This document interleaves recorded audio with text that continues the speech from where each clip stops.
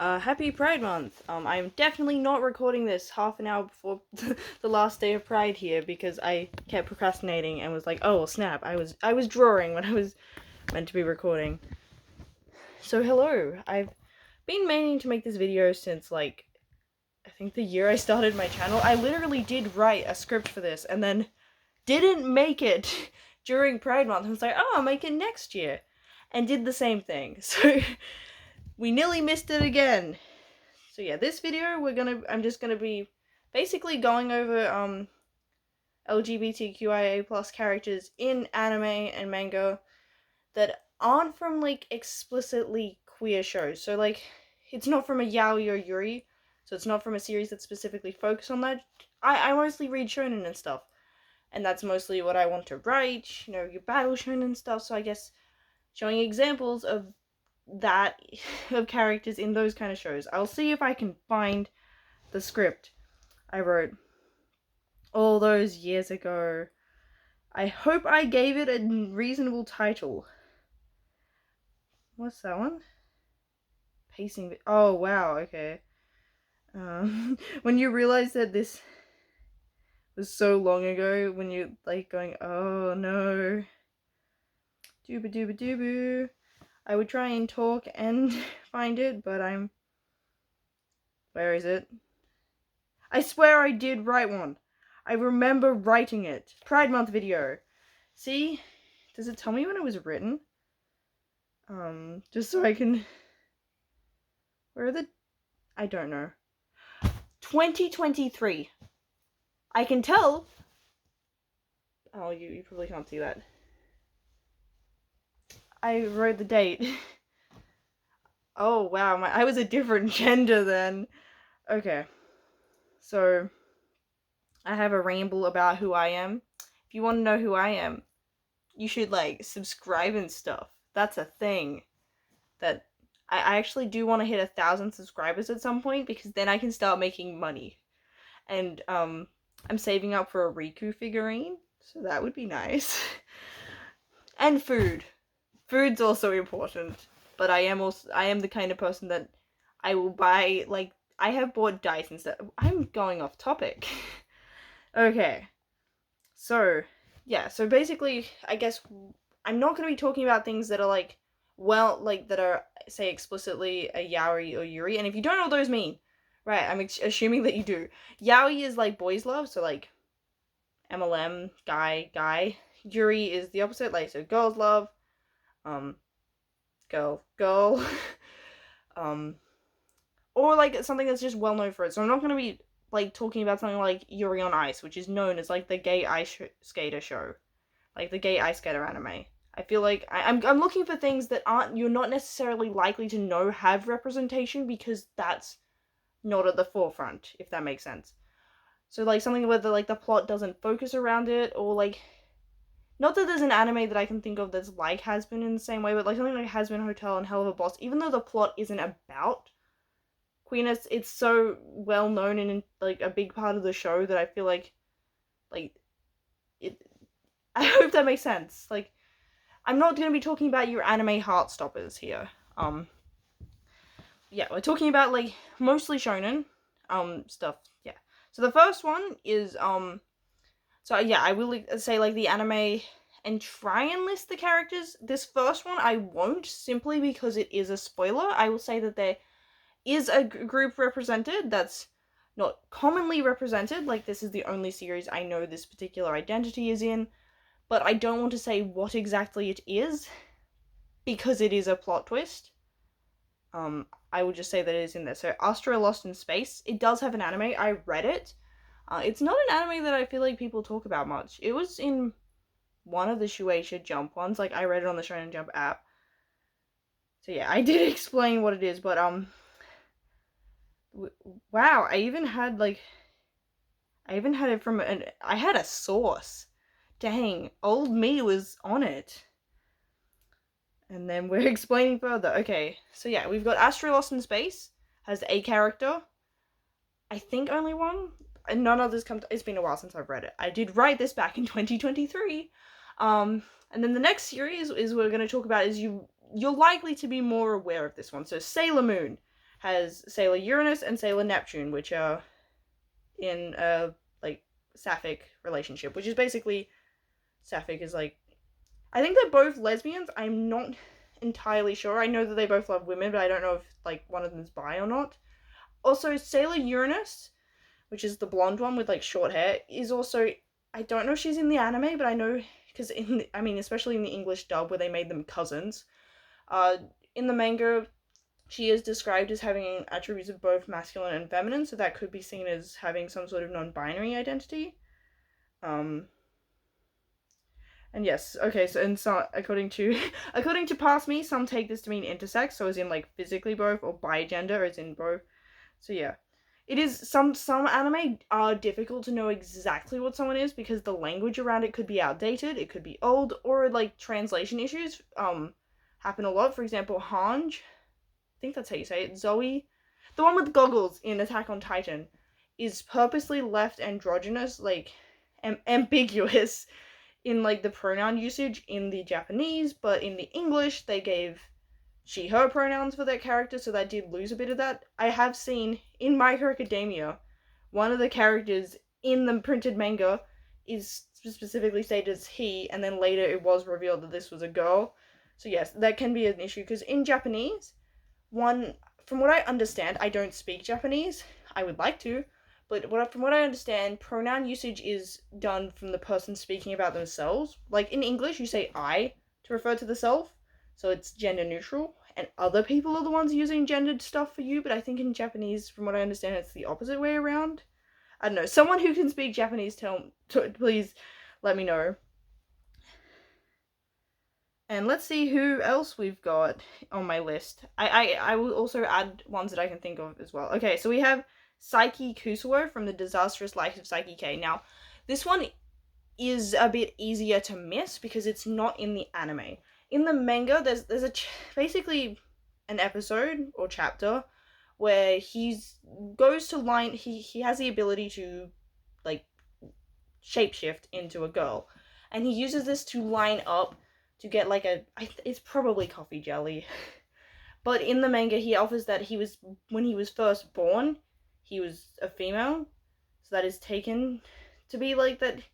And then he switched because they're like, oh, well, in the scans he was supposed to be a boy. So he took that as like, he like changed it not back to being a guy. Took it as being powers and stuff. And also like, if one shapeshifts into the opposite sex, but still identifies with that gender, I guess, are you trans in that situation? And then also, less necessarily strictly stated canonically, but Saiki is very AOA's coded. Like, he has no interest in anyone. As an AOA's person, I definitely relate to Saiki. There is a Tumblr article that I said I would link in the description, which goes on about it. So yeah, Saiki is in that sort of grey area of canonicity. That sounds like cabanossi.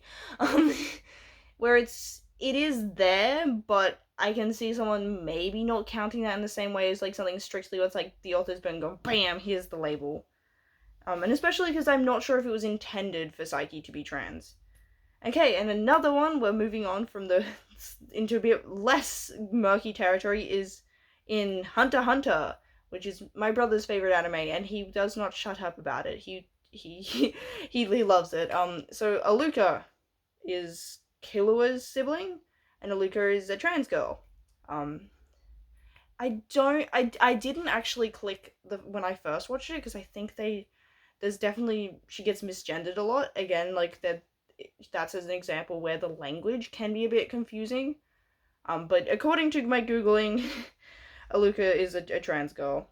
And yeah, so some sources also list Hisoka as queer, like pansexual, because like his Hisoka's attracted thing. But Hisoka I don't really want to talk about too much because you know, if you've seen it, like, yeah, he's a messy one in regards to what Hisoka's into. Okay, moving on to less creepy territory, we've got My Hero Academia, which has at least 3 examples. So we've got Mags? It's been so long since I watched My Hero Academia. Wait. So yeah, we have Magne, Toga, and Taiga. So Taiga actually is really funny because it's said in the main. There's a in the manga. I don't remember which volume. I'm not going over there to grab it. There's on his like little profile thing. It says like that he was originally a girl and then like became a boy, and he mentioned something about he went to Thailand. I took that as the author had gone to Thailand and had heard about like I thought that what happened was the character was originally written as a girl and then changed to a guy later in development, which happens. I know that I think Froppy had a similar thing where some characters got switched. And yeah, I think in my head, the author went to Thailand, saw like gender nonconformity, and was like, ah, cool, I'll make Tiger a dude in a skirt. No, Tiger's a trans man. Yeah, I'm just putting that there because my little stupid brain did not get it until further research. And then Mags is a little bit more clear because they actually talk about it in the story. So Mags is in the League of Villains and is a trans woman. And I think there's also a friend of Mags. I don't remember her name. They were both trans, if I remember correctly. And then Toga. So Toga is bisexual, with having both a crush on Ochako and Deku. So like, she basically specifically states at one point that she only likes to draw blood of people that she's into, and she wants to do that to both of them. Like, so I feel like that's, yeah. I mean, I guess she could be pan, maybe. She's somewhere on the multisexual spectrum. She likes both. So yeah, who else have we got? Oh, okay, the next one is one that I, again, issues with the dubbing. I watched it, this anime in dub, and just issues with the language used by characters meant that I didn't realize that this was the case, but, Grell Sutcliffe? I've just realized I don't know how to say their last name. From Black Butler. They're the one, the red hair, they're really cool. But yeah, she is a trans woman. In the dub of the anime, I don't know as much about the sub. They refer to Grell by male pronouns, but the author has confirmed that they're a trans woman. And also, there is an OVA where they talk about like treat it like an actor AU, and they get a female stunt actor in that version. And yeah, Grell does refer to themselves as a woman, but it did not click to me that that was what was going on until I looked further into it. And okay, so some other characters. We've got Blue Period has Ryuji Ayukawa. They were, I don't know exactly. I know that they were gender non-conforming in some way. It's been a while since I watched Blue Period. I think they were possibly a trans woman, or they were trans in some way, but I don't know if they were binary trans or a bit more fluid with it. You've got Homaru Akemi from Madoka Magica. She's in love with Madoka, so that's sapphic. I won't say necessarily lesbian because we don't know if she's exclusively into women, but she likes ladies. We've got, I forgot about Yuma from Attack on Titan, and I'm pretty sure she is confirmed to be a lesbian. We've got Ren Yamai from Komi Can't Communicate. She's the yandere one that loves Komi. So also possibly a lesbian. And then yeah, I've got, so I guess this was less specifically things, but I also had Victor and Yuri from Yuri on Ice, which I did mention that earlier. So I guess my criteria for this has changed since I wrote this. And then I also had Eiji and Ash from Banana Fish. Isn't Banana Fish a yaoi? And, okay, some other characters that I didn't have listed here were, I would count Envy from Full Metal Alchemist as at least gender non-conforming. I don't know. Envy gives me gender envy. We've got, I think there's Garfield is like Winry. I've been recently watching Full Metal Alchemist. Winry's got like the person they work for is, I think, also gay. I feel like there was someone else. Yeah, Full Metal Alchemist has some. Oh wait, Soul Eater has, I'm pretty sure, a non-binary character. My bookshelf's over there, so I'm just like scouring through it. being like, See, I've got a lot where I'm like, they're very queer coded, but I don't know if they're canonically. So queer coding is like where basically it's like, that's pretty gay. That's the best way to explain that. So yeah, I think that's everyone I can think of at the top of my head. I could possibly Google it. Queer anime characters. And whilst that loads, I guess I'll also add in some extra characters from not specifically anime, but like other shows that have representation that aren't just focused on that. Like there's something like Arcane is really good in general. I'm out of shows. I'm like, what else have I watched that's not Arcane, that's not an anime? Just casually forgets everything that see, my brain's just obsessed with Kingdom Hearts, and Kingdom Hearts doesn't have anyone canonically. But there is a 6-hour long video essay on YouTube about why Riku and Sora are gay, which I have watched twice. I'm trying to see if any of these are characters that I actually know about. Like, so we got more. You can Google it. And there's, yeah. So yeah, this was very rushed because I've procrastinated all month, and I wanted to release this during Pride Month. I do have other videos coming up. It's kind of funny. I was procrastinating on this by making like Hazbin Hotel fan art. So yeah, happy Pride Month. This Pride Month's actually been really weird this year. I mean, I haven't done that much for it. Next month I'm going to drag bingo, which sounds fun. I'm going with my mom. But yeah. I still think that it's important to, you know, look for examples of, like, I guess, representation, not just in stories particularly about the topic, especially if you're not part of the community yourself and you want to, you know, be a good ally, have, like, just represent people and, you know, have representation and stuff, so you don't necessarily want to have a story focused on it, like, because that can be quite contentious, like what happened to, I think it's, what's the Love Simon's not the name of the book, but the author of the original book got into a lot of hot water because people thought that she was a straight woman writing about like writing a coming of age story about a gay boy and his experiences.